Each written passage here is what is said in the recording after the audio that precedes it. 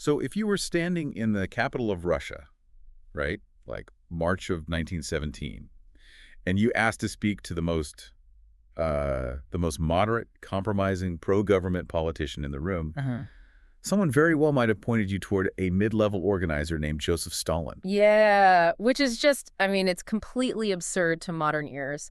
But the historical documents we have from that exact month prove it is entirely true. Yes, that Joseph Stalin. It's wild. Right, the man who would eventually become the architect of, one of the most ruthless totalitarian systems in human history, was at that specific moment advocating for a cautious alliance with liberal capitalists. And that jarring disconnect, right, between what we think we know and what the archives actually say, that is exactly why we are here today. We're taking you on this intensive exploration into a really highly specific stack of historical sources for this deep dive. Definitely. Primarily, we are looking at chapters 13 through 16, along with Appendix 2 of Leon Trotsky's massive work, The History of the Russian Revolution. Yeah, a huge book. It really is. And to balance and verify that perspective, we are combining it with the groundbreaking archival research of historian Alexander Rabinowitz, specifically focusing on his detailed studies of the Bolsheviks operating in Petrograd. Right, because these texts, they really force us to completely rethink the mechanics of how power actually changed hands during the 20th century.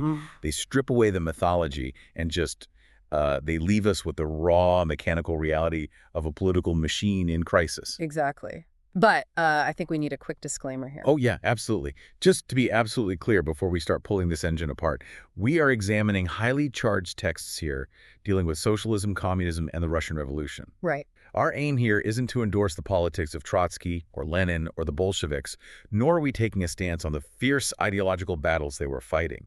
We are approaching these sources strictly as historical artifacts. Yeah, that's a crucial point. The goal is for you to understand the arguments, the strategies, and the hard evidence of how these factions operated, completely independent of any political agenda. Precisely. We're basically acting as historical mechanics today. We want to see how the gears turned, where the engine seized up, and how the entire blueprint was later altered to hide the flaws. I love that, historical mechanics. So to understand the fierce internal debates that just ripped through the Russian political landscape in 1917, we have to start with the immediate bleeding crisis that was driving every single decision, which was, of course, World War I. Right. The war is the crucible for everything that follows. Exactly. You have this massive global slaughter happening. Yeah. Then, in February 1917, the Russian masses finally reach their breaking point. The Tsar abdicates. The Romanov dynasty is just, well, it's finished. Overnight, basically. Yeah. And a new provisional government takes power. Yeah. So I want to know, how did the fall of a monarch instantly change the reality of the trenches for the millions of soldiers fighting this war? Well, mechanically speaking, the reality in the trenches didn't change at all. Really? Nothing? Nothing. I mean, the soldiers were still freezing, they were still starving, and they were still dying under artillery fire. What changed was the narrative. Okay, unpack that for me. Prior to February 1917, for the Russian masses, this was the Tsar's war. It was viewed as a predatory imperialist conflict, right? Yeah. Fought to secure territory and resources for the autocracy and just a handful of wealthy elites. But once the Tsar is gone, you have this new provisional government.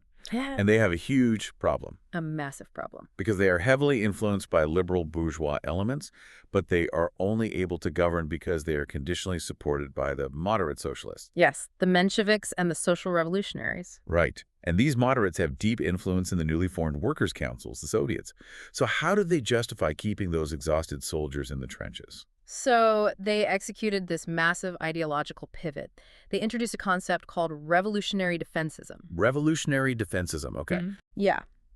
The moderate socialist leaders, figures like Irakli Tsereteli and Nikolai Chkaitis in the Petrograd Soviet, they recognized that they couldn't just tell the soldiers to keep fighting for empire. That wasn't going to fly anymore. Right, because the people would just revolt again. Exactly. So they changed the framing. They argued that because the Tsar was gone, the character of the war had fundamentally transformed. It was, no longer an imperialist war of aggression. Instead, it was now a righteous war to defend the new Russian democracy against the militarism of the German Kaiser. Okay, I'm struggling to see how the soldiers bought into that. I mean, if the people just overthrew the regime that dragged them into the war, wouldn't their first demand be to simply pack up and go home? You would think so. But you have to factor in the psychology of a newly liberated population. The masses had just overthrown centuries of autocracy. They felt an intense, possessive ownership over this new republic. Ah, I see. Like, it's theirs now. Exactly. And the Mensheviks capitalized on that protective instinct. They told the soldiers and the factory workers, look, you aren't fighting for the Tsar anymore. You are fighting to protect the gains of your own February Revolution. If we lose now, we lose everything. Right. They said, if the German army marches into Petrograd, they will restore the monarchy, they will crush your workers' councils, and they will take back the land you were just promised. Man, that makes a tragic kind of sense. It actually reminds me of a modern corporate scenario. How so? Imagine a notoriously toxic, failing company, right? And they finally fire its universally despised CEO. The employees are ecstatic. They think everything is going to change. Right. New day. Exactly. But the new board of directors decides to keep the exact same disastrous product strategy, the same terrible supply chain, the same grueling hours. They just slap a shiny new, employee empowerment marketing slogan on the wall. Oh, that's perfect, yes. They fundamentally rebranded the slaughter without changing the business model. That is an incredibly accurate way to look at it. They completely rebranded the slaughter. Because while the domestic rhetoric changed to defending democracy, the international reality remained identical. Right. The secret treaties binding Russia to British and French imperialism, those remained completely intact. The provisional government was still fundamentally committed to the old war aims, which included seizing foreign territory like Constantinople. Wow. So they just lied, basically. Well, by cloaking the war in the language of revolutionary defense, the moderate socialists effectively subordinated the working class right back to a government dominated by capitalist interests. So where does Leon Trotsky fit into this specific moment? Yeah. Because in our sources, his analysis of this defensist trap is brutal. And he isn't even in the country yet, is he? No, he's actually sitting in a prison cell in Halifax, Canada during a lot of this. Wait, really? Canada? Yeah. He'd been detained by British authorities while trying to return to Russia, but his remote analysis of the situation is incredibly sharp. He observes the provisional government using the threat of the German army advancing on the city of Riga to demand total obedience from the revolutionary forces in Petrograd. So they were essentially using a military crisis to shut down domestic political debate. Like, don't question us, the enemy is at the gates. Exactly. They claimed that any strike, any protest, any demand for radical change was treasonous because it undermined the defense of Riga. Wow. And Trotsky writes a searing critique of this. He argues that the fall of Riga to the Germans would undoubtedly be a cruel blow, and the fall of Petrograd itself would be a misfortune. But, he insists, the fall of the international policy of the Russian proletariat would be ruinous. Okay, I want to make sure I understand the distinction he is drawing there, because that's a big statement. It is. He is saying that losing physical territory, even the capital city, is a temporary military setback. But losing the political independence of the working class, allowing them to be tricked into fighting an imperialist war, is a fatal, permanent defeat for the revolution itself. That is the core of it. For Trotsky, and shortly thereafter for Lenin, true revolutionaries had to relentlessly separate the masses from this defensist illusion. Right. They argued that you cannot defend a revolution by fighting an imperialist war on behalf of a capitalist government. They insisted that the only way to secure a genuine democratic peace was to overthrow the provisional government entirely and transfer all state power to the workers' councils. Anything less was just acting as a left-wing human shield for the old ruling class. Which brings us to a massive turning point in the historical record. And honestly, the part of the deep dive that shocked me the most. I think I know where you're going with this. Yeah, because it is very easy for us, sitting here with a century of hindsight, to analyze how the moderate Mensheviks fell into this revolutionary defensism trap, right? But the obvious question is how the supposedly hardcore, uncompromising Bolsheviks reacted to this exact same pressure in Petrograd, specifically before Lenin managed to get back from exile. Right, and the standard textbook narrative would have you believe that the Bolshevik party stood like a rock, an unyielding vanguard of radicalism, universally opposing the war and the government from day one. That's definitely what I was taught. But Trotsky's history, corroborated heavily by the unredacted archives, reveals that the Bolshevik leadership in Petrograd fell into the exact same trap as the Mensheviks. They folded to the pressure of patriotism. Okay, I need you to explain how that happened mechanically, because the timeline here is critical.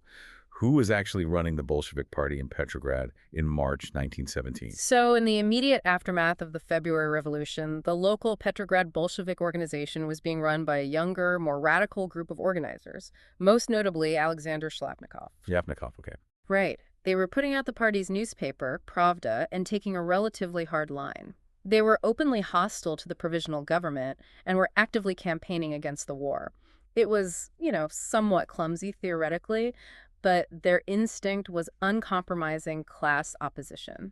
Okay, so the local guys are holding the line. When does that change? It changes abruptly in mid-March when two very senior Bolshevik figures return to Petrograd from exile in Siberia. Let me guess. Lev Kamenev and Joseph Stalin. And this is where I have to stop you. Yeah. Because this goes back to our introduction.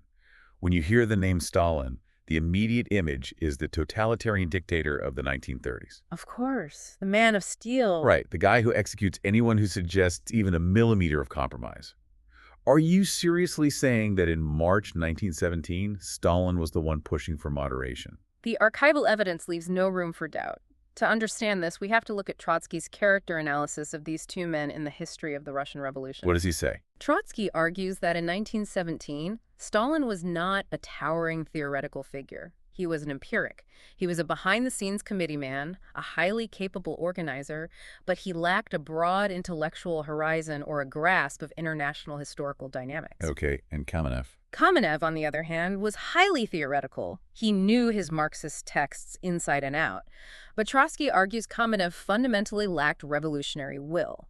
Trotsky devastatingly compares Kamenev to a watch with a broken spring. Oh, man. That is a brutal assessment of a colleague. It really is. A watch with a broken spring, meaning he looks the part, he has all the intricate theoretical gears, but when it's time to actually move and strike, there is no tension, no drive. It perfectly describes Kamenev's role. And Trotsky notes that it was no accident that Kamenev and Stalin occupied a common position when they arrived in Petrograd. They supplemented each other's weaknesses. Oh, so? Kamenev provided the sophisticated theoretical justification for compromise, while Stalin provided the bureaucratic muscle to enforce it. When they arrived, they used their authority as senior members of the Central Committee to execute a soft coup within the Pravda editorial board. Wait, they just walked in and took the newspaper away from the younger radicals? Essentially, yes. They sidelined Shliapnikov and the radicals, took over the editorial control of Pravda, and abruptly steered the entire official policy of the Bolshevik Party violently to the right, steering it right to the very boundaries of Menshevism. I want to know exactly what they were printing, because taking over a newspaper is one thing, but what were they actually telling the workers of Petrograd to do? We have the exact text of those editorials. On March 15th, Pravda published a manifesto written by Kamenev and fully backed by Stalin. It completely adopted the language of revolutionary defensism. You're kidding. No. The editorial stated that when army stands against army, the most absurd policy is to propose that one of them lay down his arms and go home. It explicitly declared that a free people will stand firmly at their post, and they used the phrase, quote, answering bullet with bullet and shell with shell. Answering bullet with bullet and shell with shell. That does not sound like a radical socialist calling for the end of an imperialist war. Not at all. That sounds like a recruiting poster printed by the capitalist provisional government itself. It was indistinguishable from government propaganda. Furthermore, that editorial explicitly rejected the radical slogan, "Down with the war." Instead, Kamenev and Stalin argued that the goal of the Bolshevik Party should be to put pressure on the provisional government to eventually negotiate a democratic peace. Okay, I want to break down the mechanics of that word, pressure. Sure. Because if your official party strategy is to put pressure on a government, you are fundamentally accepting the legitimacy of that government. You are just lobbying them. You're acting as a loyal opposition, not a revolutionary force trying to overthrow them. That is the exact critique Trotsky levels against them. He points out that this program of pressuring an imperialist government to magically become peace-loving was the exact same reformist program used by moderate social democrats all across Europe. The very people the Bolsheviks had historically despised. Exactly. Kamenev and Stalin had completely abandoned the core idea that the working class needed to seize state power to end the war. They were settling into the comfortable role of a left-wing pressure group. And Stalin was fully on board with this, because again, the established narrative is that Stalin was Lenin's perfect, unyielding right-hand man from the very beginning. Stalin was not just on board, he was actively managing the strategy of compromise. His instinct in March 1917 was to seek unity at all costs, to avoid isolating the Bolsheviks, and to drift with the powerful current of patriotic democratic compromise that was sweeping through the capital. Unbelievable. And this isn't just Trotsky's retrospective opinion. This is documented in the minutes of the March 1917 Bolshevik Party conference. Okay, what do the minutes say? In those minutes, Stalin explicitly argues for supporting the provisional government, using a very specific phrase. He says they should support the government insofar as it follows a course of satisfying the demands of the working class. Insofar as that conditional support is the exact formula the moderate Mensheviks were using to justify keeping the government in power. It was the hallmark of compromise, but it goes even further than conditional support. At that same March conference, there was a serious proposal on the table to formally unite the Bolshevik Party with the Mensheviks. Wait, merge the parties. Keep in mind, the Mensheviks were actively participating in the provisional government and fully supporting the war effort. How did Stalin react to the idea of merging with a pro-war party? He was in favor of it. Stalin is recorded in the minutes saying, "We ought to go. It is necessary to define our proposal for a line of unification." He wanted to unite. Yes. When some of the more radical local Bolsheviks protested, pointing out that the Mensheviks were actively supporting capitalist imperialism, Stalin waved off their concerns. He suggested they could find common ground on the basis of the Zimmerwald anti-war manifesto. Okay, we need to clarify what Zimmerwald was for the listener and why Stalin's use of it here is significant. Right, so the Zimmerwald Conference was a gathering of anti-war socialists in Switzerland back in 1915. They produced a manifesto denouncing the war.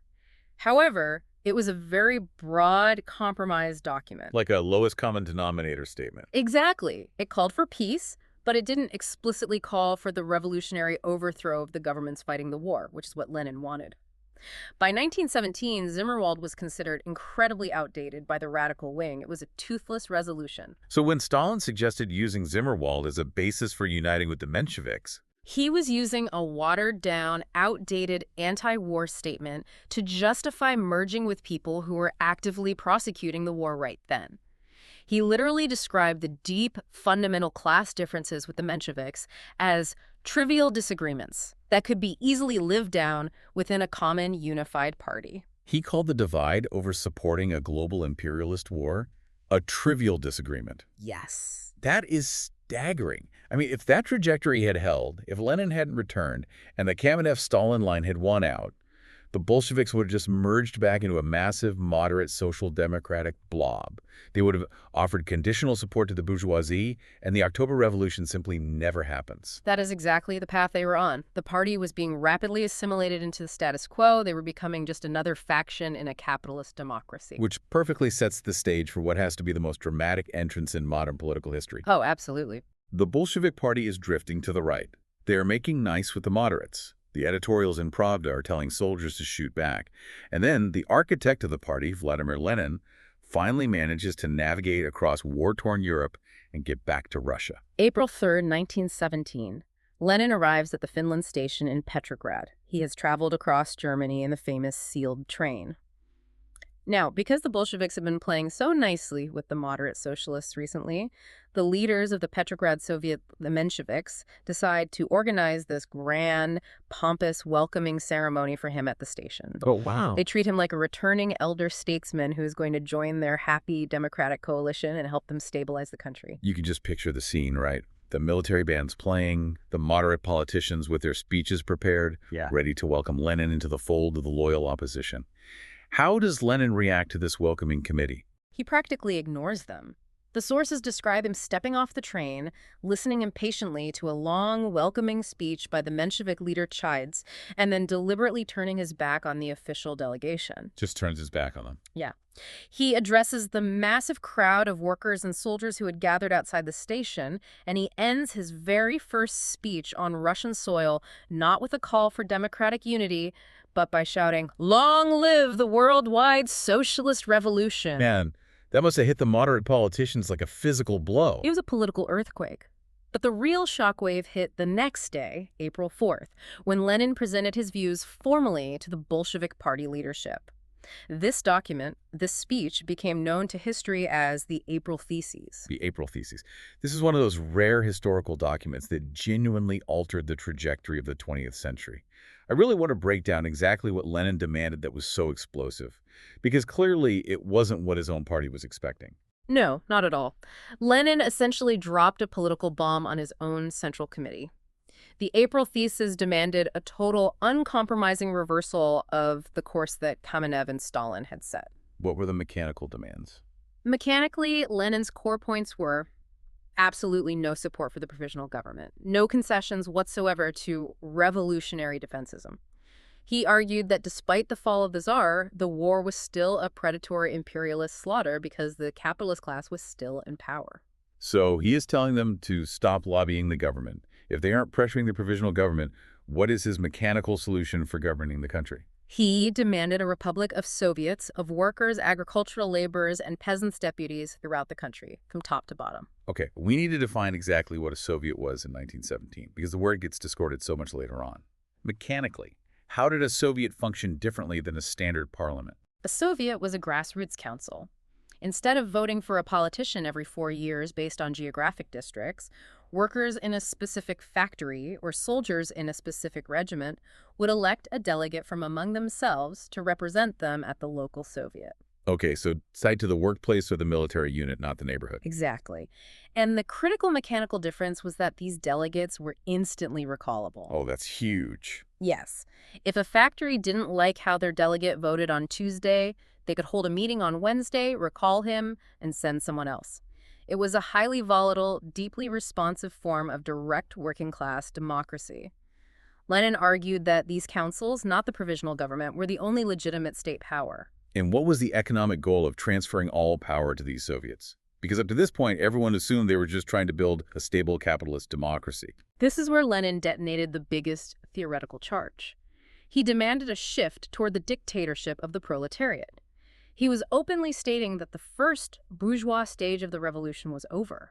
They must immediately begin the transition to a socialist revolution. Meaning what, exactly? Meaning they needed to seize the banks, take control of production, and abolish the old state apparatus entirely. I really want to focus on the reaction of the old Bolsheviks to this. You might assume that a radical underground party would be thrilled to hear their leader being so aggressive. But they weren't thrilled, were they? They were horrified. They were in a state of utter shock. To understand why they reacted so negatively, we have to examine the theoretical baggage that the Bolshevik Party had been carrying for over a decade. Since 1905, the official foundational slogan of the Bolshevik faction had been the democratic dictatorship of the proletariat and the peasantry. That is a dense Marxist formula. What did that actually mean for their day-to-day political strategy? It was the core of orthodox Marxist stage theory at the time. The theory dictated that because Russia was economically backward, largely peasant-based, and heavily feudal, it simply did not have the industrial infrastructure or the wealth to sustain socialism. Okay, so they thought they had to wait. Yes. Therefore, the immediate goal of the revolution was not socialism, but rather the overthrow of the Tsar to establish a radical, bourgeois democratic republic. So the workers and peasants do the fighting, they overthrow the monarchy, but they intentionally hand the economy over to capitalism. Mechanically, yes. The workers and peasants would hold the dictatorial political power necessary to ruthlessly crush the monarchy and the large landlords, but they would not touch the foundations of private property or capitalist production. They would intentionally limit themselves. That is wild. The idea was to allow capitalist development to proceed rapidly under a democratic republic, which would eventually ripen the country for a true socialist revolution, perhaps decades down the line. It is a self-limiting revolution. We take power, but we put up a fence and say, we will not cross this line into socialism. Exactly. And Kamenev, Stalin, and the rest of the old Bolsheviks had memorized this formula. They had built their entire political identities, their organizational structures, and their daily tactics around it. Right. Now, Lenin walks into the room and essentially says, that formula is dead. It belongs in the archive of pre-revolutionary antiques. The bourgeois stage is over. We are moving towards socialism now. I keep coming back to a modern business analogy because it helps clarify the shock. Let's hear it. Imagine a legendary founder returning to a massively successful tech startup. The executive board has been running the company on a very specific, highly profitable, 15-year business model that the founder himself wrote. It is their Bible. And the founder walks into the boardroom, tears up the business plan in front of them, and says, "This is entirely obsolete. If we don't pivot 180 degrees to this completely untested, radically different technology today, we are dead." The board wouldn't just disagree. They would think he had suffered a mental breakdown. That is remarkably close to the actual historical reaction. The old Bolsheviks genuinely thought Lenin had lost touch with Russian reality during his long exile in Switzerland. Did they fight back publicly? Oh, absolutely. Kamenev actually wrote an article in Pravda explicitly stating that Lenin's theses were strictly his personal opinion and that the Bolshevik Party still adhered to the old framework of the bourgeois democratic revolution. But the sources reveal a fascinating detail about how the old Bolsheviks fought back. They didn't just disagree with Lenin. They found a very specific, deeply ironic insult to hurl at him during this debate. Yes. They accused Vladimir Lenin of Trotskyism. This is one of the most profound ironies in the entire historiography of the Russian Revolution. To understand why they called Lenin a Trotskyist in April 1917, we have to look at the theory Leon Trotsky had been advancing since the failed revolution of 1905, a theory called permanent revolution. I want to unpack the mechanics of permanent revolution. How did it differ from the old Bolshevik formula? So Trotsky analyzed the exact same backward Russian conditions as Lenin and the Mensheviks, but Trotsky concluded that the Russian capitalist class, the bourgeoisie, was too weak, too dependent on foreign capital, and too terrified of the working class to ever actually lead their own democratic revolution against the Tsar. So they wouldn't do it. Right. Therefore, Trotsky argued, the working class would be forced to lead the revolution. But if the workers take state power, why would they stop at capitalist reforms? I mean, if I'm a worker who just risked my life to overthrow the Tsar and I now hold state power, why would I allow my factory boss to keep exploiting me just because the theory says it's not time for socialism yet? Exactly. That is the mechanical core of Trotsky's argument. He said that once the proletariat held state power, they could not arbitrarily limit themselves to a bourgeois democratic program. The sheer logic of class struggle, the immediate needs of the workers for an 8-hour day and control over production would force the new workers' state to immediately begin making deep inroads into capitalist property rights. They just keep going. Right. They would be forced to begin socialist measures. The democratic revolution would grow over permanently into a socialist revolution. But Orthodox Marxism said Russia was too backward for socialism. How did Trotsky solve that mechanical problem? Trotsky argued that a Russian socialist revolution could only survive if it acted as the spark for a wider socialist revolution in the advanced capitalist countries of Western Europe, like Germany. The revolution had to be permanent in two ways. Internally, shifting from democratic to socialist without stopping, and internationally, spreading across borders. So prior to 1917, Lenin vehemently disagreed with Trotsky's permanent revolution because he thought it irresponsibly skipped the necessary capitalist stage. Yes, he fought him on it for years. But in April 1917, Lenin looks at the reality on the ground, the global imperialist war, the absolute weakness of the Russian bourgeoisie, the immense organic power of the Soviets, and he completely changes his mind. He effectively adopts the mechanical framework of Trotsky's perspective. He does. The April theses are essentially the practical application of permanent revolution. And this is exactly why Kamenev, Stalin, and the conservative wing of the Bolshevik Party rebelled. They weaponized it against They him. did. They stood up in committee meetings and said, Lenin is trying to skip the bourgeois stage. He wants an immediate socialist dictatorship. This isn't Bolshevism. This is the heresy of Trotskyism. That is just incredible. The old Bolsheviks using Trotsky's name as a slur to fight off Lenin's radicalism. It completely destroys the pervasive myth that the Bolsheviks were this, Borg-like collective that just marched in mechanical lockstep behind Lenin's infallible genius. Far from it. Lenin was fiercely isolated when he got off that train. He had to wage a brutal, month-long political war against his own Central Committee just to rearm the party for the coming revolution. And this raises a deeply important question, one that is explored extensively in the archival research of Alexander Rabinowitz. Let's get into it. Because if Lenin had to fight tooth and nail against his own leadership, if the party was this deeply fractured over the most fundamental questions of the revolution, then the entire modern perception of the Bolshevik Party is fundamentally flawed. Which leads us directly into the groundbreaking research of Alexander Rabinowitz. Yeah. Because if we accept that this fierce internal battle actually happened, it shatters everything we've been taught about how this party operated. For decades, Throughout the entire 20th century, both Soviet historians and Western Cold War historians promoted a remarkably similar myth about the Bolshevik Party of 1917. That was the myth. They portrayed it as a highly centralized, strictly disciplined, monolithic vanguard organization. The narrative was that it operated like a well-oiled military machine where Lenin pulled a lever at the top and the whole party obeyed without question or debate. But Rabinovich spent decades digging into the actual unredacted archives, including former KGB archives that finally opened up in the 1990s. And he found something entirely different. He found a party that was messy, argumentative, and surprisingly democratic. Yes, Rabinowich's research, which is detailed in his definitive books like The Bolsheviks Come to Power and The Bolsheviks in Power, it completely refutes the monolith myth. He discovered that in 1917, the Bolshevik Party in Petrograd had transformed from a small conspiratorial underground group into a massive political party. It grew that fast. It grew explosively to encompass tens of thousands of workers and soldiers, and more importantly, mechanically speaking, it was incredibly open, highly decentralized, and wildly democratic in its internal operations. I want to understand what that decentralization actually looked like on the ground. Give me a concrete example of how this party failed to act like a monolith. Well, the decentralization meant that different organs of the same party often pursued completely different, sometimes contradictory, policies.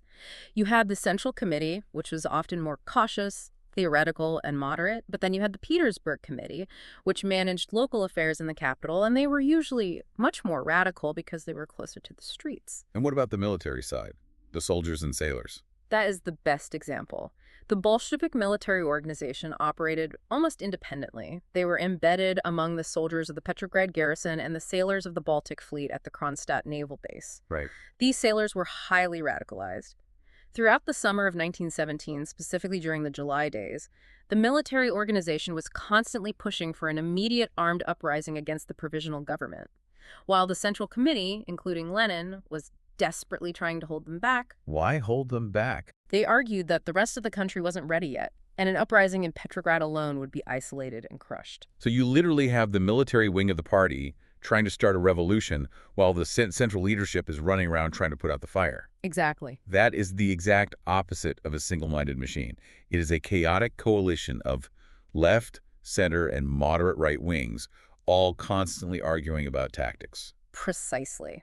Rabinowich points out that the party's ultimate success in October wasn't due to blind obedience. It was precisely this internal democracy, this organizational flexibility that allowed them to succeed. Because the party was decentralized, it had deep, interactive, organic ties to the factory workers in districts like Vyborg and to the soldiers in the trenches. They're actually plugged in. Yes, they didn't just issue orders, they listened. The party was highly responsive to the shifting volatile moods of the masses. So, going back to April, when Lenin wanted to change the party line with the April Theses, he couldn't just issue a dictator's decree from the top down. No, not at all. He had to persuade the party. He had to argue his points in open forums. He had to face brutal public criticism from people like Kamenev and Stalin. He had to publish his arguments in the press. And he had to fight to win majorities in democratic votes at local and national party conferences. So it was just constant debate. Yes. The Bolsheviks in 1917 were constantly debating, voting, losing votes, and shifting course. I have to ask, if the historical record, the actual physical archives, prove that the Bolsheviks in 1917 were a messy, deeply divided, internally democratic mass party, why is that reality so incredibly hard for people to accept today? How did the myth of the monolith survive for almost a century? If we look at the historiography, the myth of the monolithic party survived because it perfectly served two totally opposing political agendas. Both sides of the Cold War needed the myth to be true. I can see how it served the Stalinist bureaucracy that took power after Lenin's death. Absolutely. Stalin needed to project an image of infallible, unbroken leadership. To justify his own totalitarian dictatorship and the bloody purges of the 1930s, he had to pretend that the party had always been a strict, unquestioning hierarchy that relentlessly crushed all internal dissent. The messy reality of Stalin being outvoted, or Kamenev publicly arguing with Lenin in 1917 without being executed, had to be erased to maintain the cult of the infallible Central Committee. They needed history to legitimize their current dictatorship. But why did Western historians who actively hated the Soviet Union and wanted to discredit it accept the exact same myth? You would think they would want to use Rabinowicz's evidence to show how chaotic they were. Because the monolith myth served the Western agenda perfectly as well. During the Cold War, many Western historians wanted to frame the October Revolution not as a genuine popular social revolution, but merely as a conspiratorial military coup executed by a tiny, fanatical cult of extremists. If you admit that the Bolsheviks were a mass democratic party that rode a massive wave of popular support from workers and soldiers who genuinely wanted peace and land, it complicates the anti-communist narrative. Exactly. It is much easier to delegitimize the revolution if you portray it as a hijacked operation by a rigidly disciplined, monolithic cell that tricked the masses. Both sides of the Cold War looked at 1917 and agreed to embrace the exact same historical falsification, just for completely opposite reasons. Which brings us to the final and perhaps most chilling aspect of our deep dive: historiography and falsification.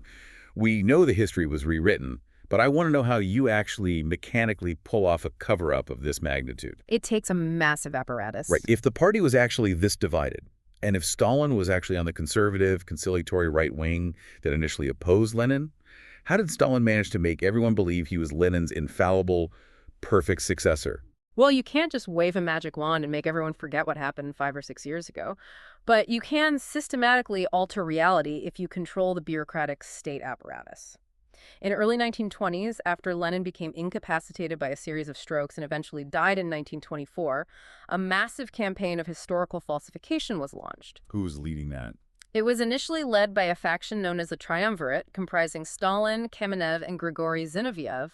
They banded together primarily to block Leon Trotsky from assuming leadership. And to block Trotsky, they couldn't just attack his current policies. They had to invent a historical crime. Yes. They invented the specter of Trotskyism as a coherent, historically anti-Leninist ideology. Now, as we established, Trotsky and Lenin did have fierce arguments prior to 1917, but they united entirely in 1917 on the basis of the April Theses and the necessity of seizing power. Right, they were on the same page when it counted. Exactly. But to isolate Trotsky in the 1920s, the Triumvirate had to dig up all the pre-1917 arguments, present them as current, dangerous realities, and simultaneously mask their own massive failures and right-wing vacillations during the crucial year of 1917. So they have to rewrite the history of 1917 to make themselves look infallible and Trotsky look like a traitor. How do they handle the March Conference? The one we talked about where Stalin went on the historical record saying they should support provisional government and unite with the Mensheviks. They simply bury it. Stalin deliberately suppressed the publication of the minutes of the March 1917 Party Conference. For decades, those minutes officially did not exist in the Soviet Union. Just gone. Gone. In our sources, specifically from Trotsky's book, The Stalin School of Falsification, Trotsky literally taunts the Soviet bureaucracy about this from his exile. What does he say? He writes, "Why do you keep on hiding the minutes of the March Conference, which have tremendous significance for the history of the party? You do not publish it for the simple reason that it cruelly reflects upon the political physiognomy of Stalin at the end of March, in that period when Stalin independently tried to work out a political line." I am amazed they could get away with that. You just lock the minutes in a vault and pretend the meeting never happened. But there had to be hundreds of Bolsheviks who were in that room in March 1917. They heard Stalin speak. How do you silence them? This is where the bureaucratic rewriting of history bleeds into physical violence. In the 1920s, the control was mostly bureaucratic censorship. But by the 1930s, many of the people who were in that room who remembered what Stalin actually said were arrested, put on show trials, and executed during Stalin's Great Terror. So that's how you do it. Yeah. The ultimate way to ensure a historical narrative survives is to execute all the witnesses to the contrary. But the actual machinery of the cover-up in the 20s relied on an organization called the Istpart. The Istpart. The Commission on the History of the October Revolution. That sounds like an academic organization meant to preserve history, not destroy it. In theory, it was created to gather memoirs and documents, but the Triumvirate turned it into an organ of strict censorship. It was used to curate, alter, and destroy the historical record. And we have a smoking gun in the sources of exactly how they did this physically on the printing presses. Tell me about the November 1st, 1917 Petrograd Committee minutes. This is perhaps the most incredible detail in the entire stack of sources. Set the scene for us. What is happening on November 1st? So it is November 1st, 1917, just days before the Bolsheviks are scheduled to launch the armed insurrection to seize state power. There is a crucial, highly tense meeting of the Petrograd Committee. At this meeting, Kamenev and Zinoviev are in a panic. About the uprising. Yes. They are pushing back hard against the planned insurrection, arguing that it will be a disaster and that they should compromise with the moderate socialists instead. Lenin is absolutely furious with them. In his speech at this meeting, Lenin explicitly praises Trotsky's hardline stance against any conciliation with the moderates. What are Lenin's exact words? According to the original minutes, Lenin is recorded as saying, Trotsky long ago said that unification is impossible. Trotsky understood this, and from that time on, there has been no better Bolshevik. There has been no better Bolshevik. Yeah. That is not just praise. That is the ultimate political endorsement from Lenin, declaring Trotsky the most reliable revolutionary in the room. Exactly. And in that same meeting, Lenin was so frustrated with his own Central Committee's wavering, with Kamenev and Zinoviev's cowardice, that he threatened to bypass them entirely. He threatened to go to the sailors, meaning the radical, heavily armed sailors of the Baltic Fleet we discussed earlier. To just start it himself. Yes. To force the insurrection forward, using his own personal authority among the masses, regardless of what the Central Committee voted. Okay, look at this from Stalin's perspective a decade later. You have official minutes proving that Kamenev and Zinoviev got cold feet right before the revolution. You have minutes proving Lenin was so mad at his own Central Committee he threatened a mutiny. And worst of all, you have Lenin explicitly anointing Leon Trotsky as the best Bolshevik. If you are Stalin in 1927, trying to prove Trotsky is a lifelong enemy of Leninism, that document is politically radioactive. It is lethal to their entire narrative, so they try to erase it. In 1927, the Ispart prepared a massive historical book called The First Legal Petrograd Committee of the Bolsheviks in 1917. It was a collection of the minutes from that year. The November 1st session was originally included in the manuscript. The book was fully typeset. The proof sheets were printed, carefully read, and approved. The ink is basically drying. It's about to hit the presses. Yes. But at the last second, the censors realized what was in that specific chapter. According to Trotsky's account, Leningrad phoned Moscow, the Central Ispart phoned the Secretariat of the Central Committee, and orders came down directly from Stalin's apparatus. Delete those minutes immediately. They literally stopped the presses to rewrite history. They expunged that specific session from the book after it was already set in type. They hastily reset the table of contents, they renumbered the pages to hide the gap, and they tried to leave absolutely no trace that the November 1st meeting had ever happened. But they failed. I mean, we are talking about it right now. How did we find out about a deleted chapter from a 1927 Soviet history book? Because Trotsky, despite being marginalized, still had loyal supporters within the bureaucracy at that time. Someone managed to get their hands on the original, unedited proof sheets of the book and smuggled them out to him. Oh, that's amazing. And the best part is, the editor of the volume, a woman named P.F. Kudeli, had written a handwritten note on the proofs trying to justify the last-minute deletion to the printers. She wrote that Lenin's speech was recorded with considerable omissions and could not be properly deciphered. So to avoid presenting Lenin's words in a garbled form, they had decided not to print the session at all. I refuse to believe anyone bought that. Oh, the secretary's handwriting was just too sloppy on the most important day of the year. We couldn't possibly publish this. That is the weakest bureaucratic cover story in history. It was completely transparent to anyone who knew the truth. But the terrifying thing is, it worked internally. By physically removing the unedited reality of Lenin's alliance with Trotsky, by locking away the minutes of Stalin's reformist vacillations in March, and eventually by executing anyone who remembered the difference, Stalin was able to successfully claim the mantle of Lenin's one true, infallible heir. He literally proved George Orwell's famous axiom decades before Orwell ever wrote it. He who controls the past controls the future. He who controls the present controls the past. It is staggering when you see the mechanics of it laid bare like that. When you actually get into the weeds of the archives, you realize that the neat binary blueprint of history we are often handed is a complete illusion. It always is. Let's recap this incredible journey you've just taken with us into the mechanics of 1917. We started by examining the trap of revolutionary defensism, looking at the exact psychological and political mechanisms the moderate socialists used to rebrand an imperialist slaughter as a defense of democracy, completely confusing the exhausted Russian masses. We then explored the shocking reality that the early Bolshevik leadership in Petrograd, specifically Stalin and Kamenev, fell right into that defensist trap. They abandoned the goal of socialist revolution, took over Pravda by pulling rank, and advocated for pressuring the bourgeois government and uniting with the pro-war moderates. with Stalin viewing the deep class divisions over the global war as merely trivial disagreements. Then came the political earthquake at the Finland station.